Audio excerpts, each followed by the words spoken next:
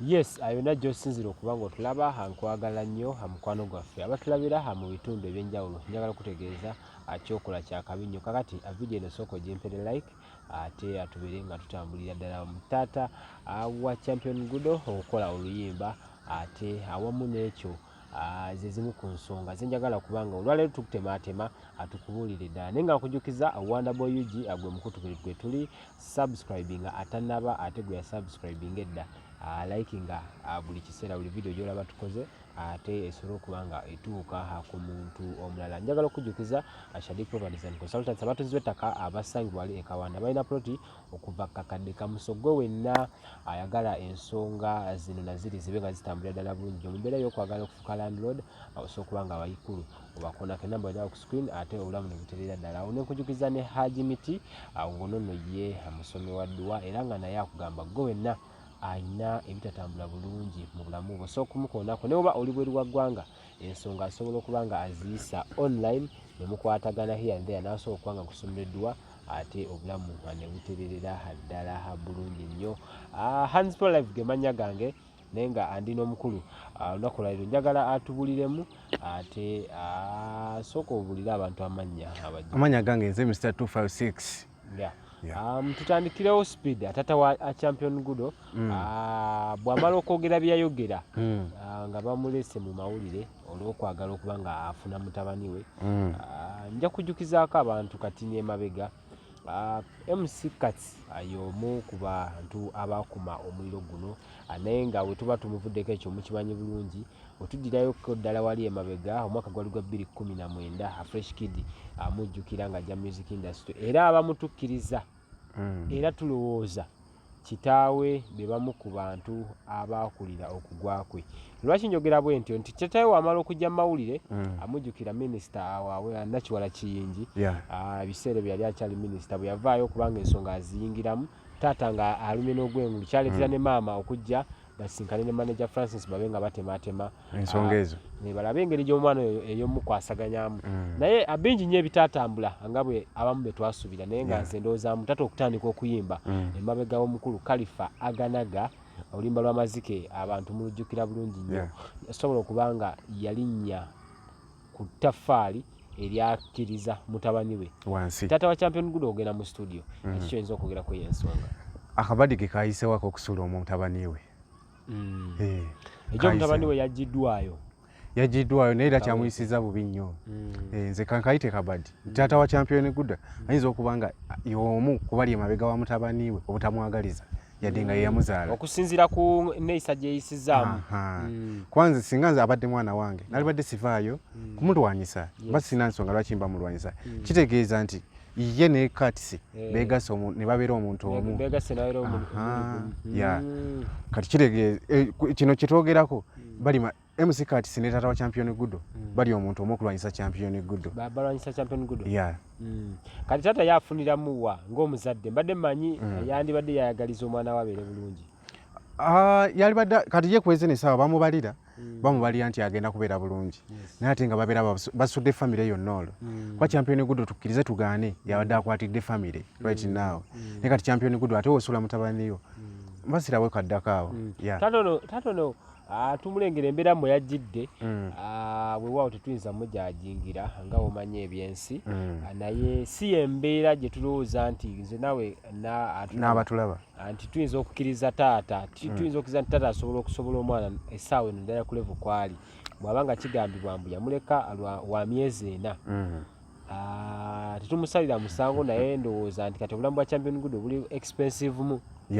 si mwangu kumaintaininga taata oyo okugenda mu studio awaliwo abadde agamba nti alabika taata oyo yasayiningibwa mu Katisi Music mateeka wekiri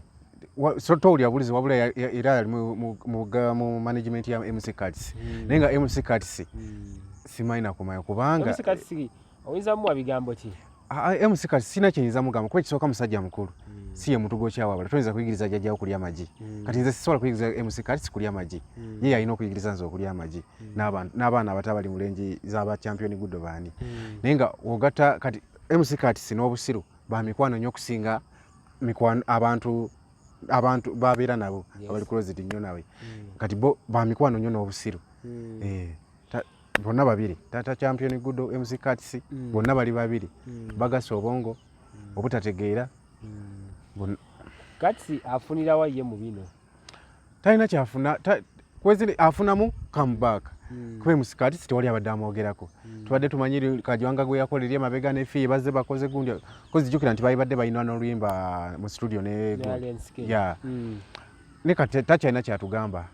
nate ne muzeeyi yeetaga twalako mu rehab kuba ekisooka muzeeyi obusiru bw'omutawanya ekyokubiri omuntu omukulu wootuukidde kwegyo emyaka nga n'ekirevu kirimu envi nga tomanyi na myaka tamanyi na myaka gya mwana we tamanyi mwaka gwe yamuzaaliramu kuba nze okusinziira emyaka gyayogedde kitegeeza Champion Ogudo alina emyaka 26 nga kitegeeza bali abaleeta mbu Champion Ogudo yalwana ku lutalo ayinza okwagala otula nabo ku ntebe yeemu naye nga Champion tudde mbuntu Champion Ogudo mwana muto nnyo naye nga taata wa Champion Ogudo tumuwa amagezi taata wa Champion Ogudo teri magezi gemu okujjako nga bamututte mu rehab kuba kisooka musiru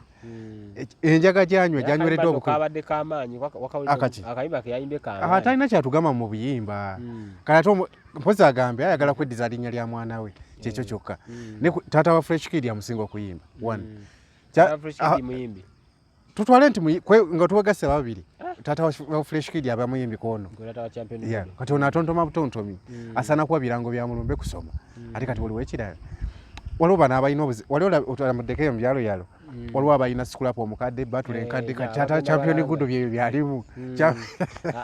alinga ayimba ebintu ebikadde tugula sikulapu ebikadde batula enkadde n'abakazi abakadde so taata wa Champion Ogudo amagezi genkwa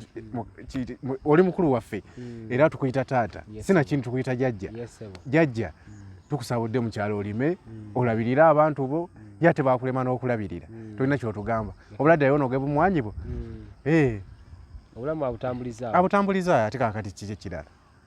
naye ave ku njaga enjaga emutawanya nnyo bambi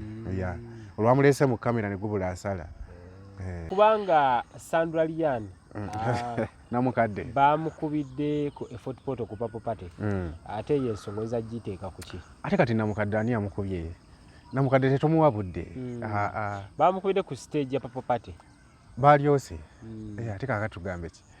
namukadde aba agala ki mu industry ne Sandra mukulu nnyo kyogamba mukulu Sandra nga yakajjajja biseera bino yakajja mu industry so yesi akamuzaala nga tumaliriza tuvaayo tulaba ku online awo ekivubuka bakiyita Jaaka Promota avaayo avuma mama Gravity amulangira obubi amubuulira ayogera nga bwafaanana enkobe ebigambo ebyo abamu ku ffe ebigambo bibi nnyo okuvuma maama wa muno oba okuvuma omuntu yenna te omuntu sobola mugeraageranya n'abisolo kikyoza okwogera ku ekyo kubanga naye ndaba ate embeera agitaddewo nnyo ate tebadde teetaagisa Jaaka busiru bwe bumutawaanya obutategeera bwe bumutawaanya kuba nze sinza vaayo kukyajinga maama oba maama woli nti maama mubi oba ku nsi kuno tekuli mubi tekuli mulungi ffenna tuli babi ate era tuli balungi so kakati gweovaayo n'ogamba maama w'omuntu nti mubi ate gwe oba kisiraani gy'ali Jaaka oyo ensonga eno mukulaba womulabye ng'ajogera ajogeza mutima ki mutayagaliza mutima mubi abatamanyi Jaaka Promota nno oyo y'omu ku bantu abali batambulizako Gravity oyo ennyimba era nange neewuunyiza nnyo bwe namulabye ng'avuma maama wa muno Jaaka